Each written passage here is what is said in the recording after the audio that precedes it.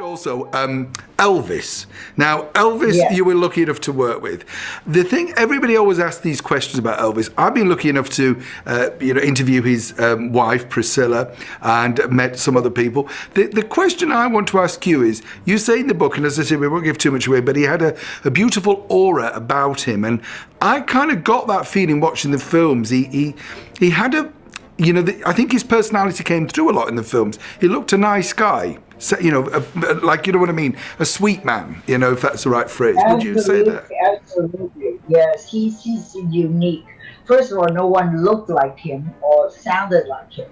There really just isn't any. I mean, look at the past many years. There's good-looking guys, there's, singers. No one had a voice like him. No one really looked like him. Yeah. So it was pretty amazing to be, so close to him, working.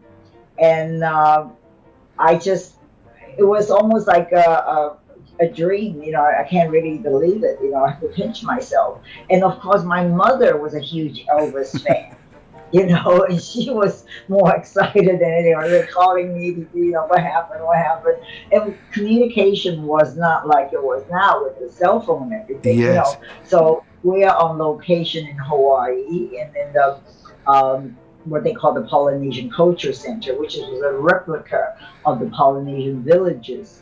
And it's right next to the Mormon temple. Maybe the Mormons built it.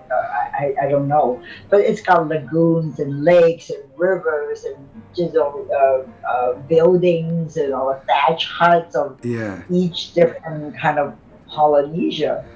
And we really had a lot of fun. And at the time, I guess, when you're young and when you're just, full of, enthusiasm and you just kind of go with the flow, do what's told. And working with Elvis is not easy. It's just like working with John Wayne or Sinatra. They do not rehearse.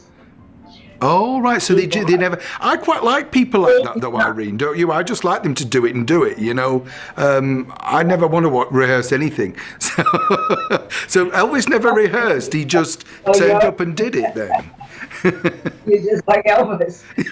So I don't know. I mean, just a little scene, whatever. And then they made me want to get the big song out. So he actually lip syncs back to the playback. So it's very, very loud, So we were, in the scene, we were going down this river, of this Polynesian Culture Center, with natives on both sides, Yeah. drums playing, and then they were, of course, manning the boat. And so he's singing the song to me or to everyone else or whoever he's singing, and was never rehearsed. So I got in the boat and I just, sit there, like sort of playing the beauty pageant kind of person, like waving to the natives and looking at him sometimes. And he would look at me sometimes, and we never synchronized our heads. So I'm moving this way and he's turning that way. He looks at me and I look away. It's just What was? Did you ever get to meet Colonel Tom Parker? Was he around when you were there, or was Yeah, he? yeah. What was he like then, Irene? Because you hear sort of bad reports, good reports, but you were there. What was your impression? Yeah, he seemed like a very tough guy, and I think he kind of really, if I may be so blatant to say that, he was completely a wrong manager for Elvis, because Elvis had so many talents. He could have developed into a much better actor, a performer, but they're just really after the slot machine. Yeah. They use these great entertainers, just like Michael Jackson. He just used and abused, and Yeah. they all died so young because it's not possible to keep up this kind of filming and performing and all over the country, and no, he was. I don't think he was benevolent to you know. It's a shame, isn't it? I mean, what I want to ask you is, when you watch the film now, are you like watching it as a detached person, thinking, I can't quite believe, you know what I mean? That's sort of like, that is me, you know? But it's because you can't believe you sat with them, can you, almost? It's like a third person at times. Yeah, it was, I just thought, I was very, very scared the first day on set because, I can imagine. yeah, I really ate a little lunch, and they broke for lunch, and I don't know if you have time, but of how I met him, the first time. So I went back to my trailer to lay down for a while, and the air conditioning wasn't working. So I thought, oh, I can't stay here. So I went out, and I thought, well, they broke for lunch, and I didn't really want to disturb anybody. So I started walking down the little pathway, and then all of a sudden I saw a hand just like right in front of my chest, like 3 inches away, and I go, oh, I'm sorry. He said, Miss, I'm sorry, you can't come this way.